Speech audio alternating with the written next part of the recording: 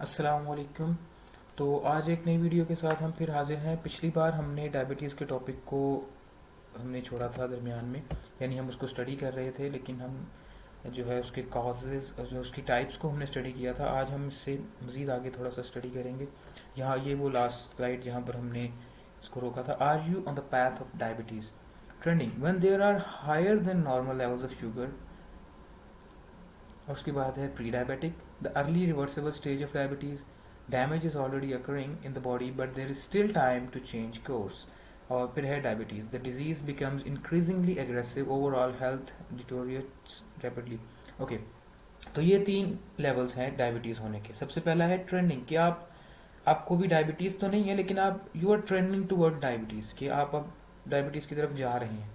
आपका जो sugar level है वो हाई हो रहा है, लेकिन अभी आप डायबिटीज़ वाले रेंज में नहीं है।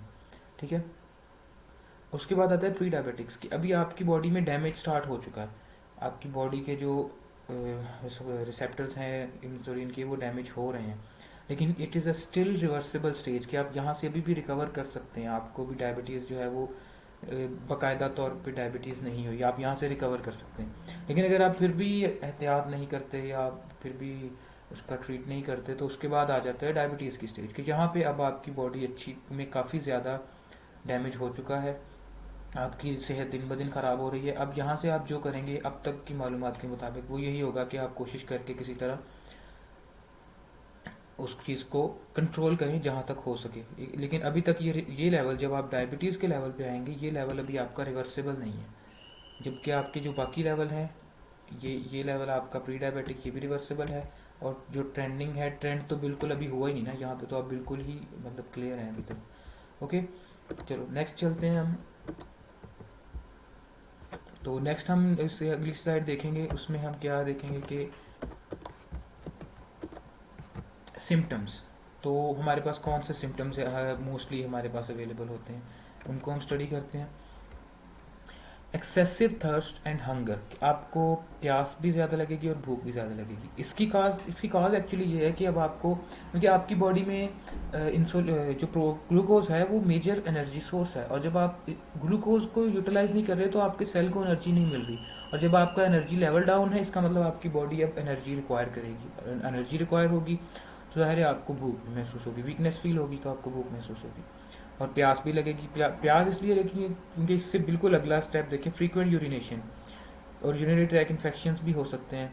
यूरिनेशन जब ज़्यादा होगी तो ऑटोमेटिकली आपको जो है वो प्यास ज़्यादा ही लगने वाली है। ये दो जो सिम्टम्स हैं, ये आपके काफ़ी हद तक यहाँ पर एक दूसरे से रिलेट कर रहे हैं। उसके बाद तीसरा है आपका वेट लॉस।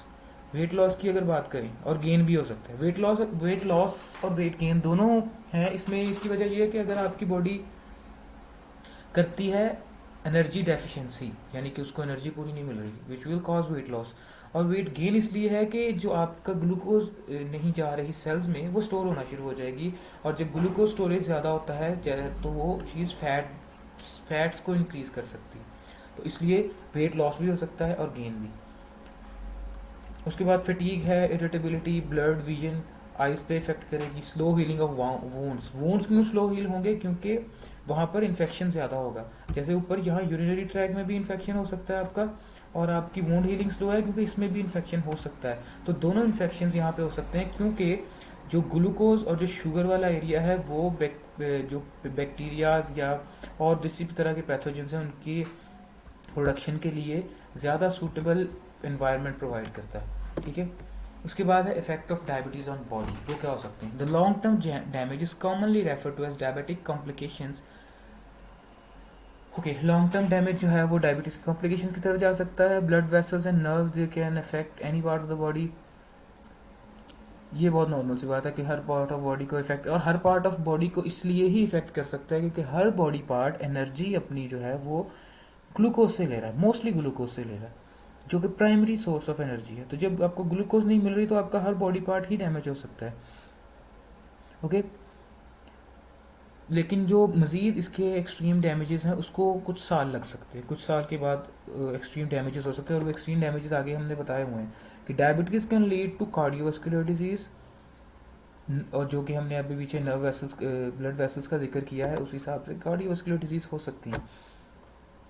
आपके हार्ट को डायरेक्टली इंसुलिन डेफिशिएंसी या है वो इफ़ेक्ट नहीं कर सकती, लेकिन कार्डियोवास्कुलर सिस्टम को ज़रूर इफ़ेक्ट कर सकती है। हार्ट को क्यों नहीं कर सकती? क्योंकि हार्ट को एनर्जी जो है वो डायरेक्ट डिफ्यूजन से मिलती है, वहाँ पे इंसुलिन का रोल नहीं है, डायरेक्टली ग्लूकोज डिफ्यूज़ होता है। उसके बाद नर्व डैमेज हो सकती है, किडनी डैमेज हो सकती है, आई डैमेज हो सकती है, जिसका किडनी का मैंने पीछे जिक्र किया, वहाँ पे इन्फेक्शन ज़्यादा हो सकते हैं, नर्व डैमेज भी। और फुट डैमेज जो है वो इसमें आपकी न्यूरोपैथी ही इन्वॉल्व होती है। न्यूरोपैथिक पेन्स हैं, और जब न्यूरोपैथिक पेन्स एक्सट्रीम तक जाती हैं तो उसके बाद आपके बॉडी पार्ट्स डैमेज होते हैं, जिसमें सबसे पहले फुट आपका डैमेज होता है, स्किन भी डैमेज हो जाती है, लेकिन ये लेटर ऑन। और उसके अलावा डिप्रेशन हो सकता है, जो कि इस डिज़ीज़ की वजह से ही होगा। तो उसके बाद ये क्या ये क्योरेबल है? तो ये एक बहुत इम्पोर्टेंट चीज़ है जिस पे कि अब बहुत सारी रिसर्चेस, बहुत सारे इंस्टीट्यूट्स, यूनिवर्सिटीज़, नेशनल इंटरनेशनल, हर तरह से इस चीज़ पे काम हो रहा है कि क्या हम डायबिटीज़ को क्योर कर सकते हैं। लेकिन अनफॉर्चुनेटली अभी तक हम इसके क्योर तक नहीं पहुंच सके।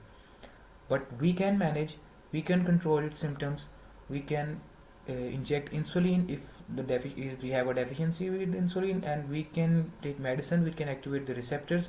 But in all these cases we are still can't cure diabetes. तो we are hoping for a good future. हम उम्मीद कर सकते हैं कि नियर फ्यूचर में हम इसको कंट्रोल करने के काबिल हो जाएं, और इसके बाद अगर हम क्योर करते हैं तो ये एक बहुत बड़ी प्रोग्रेस होगी। तो उम्मीद करता हूँ अब ये 2 वीडियोस के बाद आपको डायबिटीज़ का जो है काफ़ी हद तक अंदाज़ा हो गया होगा। अगली वीडियो में फिर मिलेंगे, तब तक के लिए अल्लाह हाफिज़।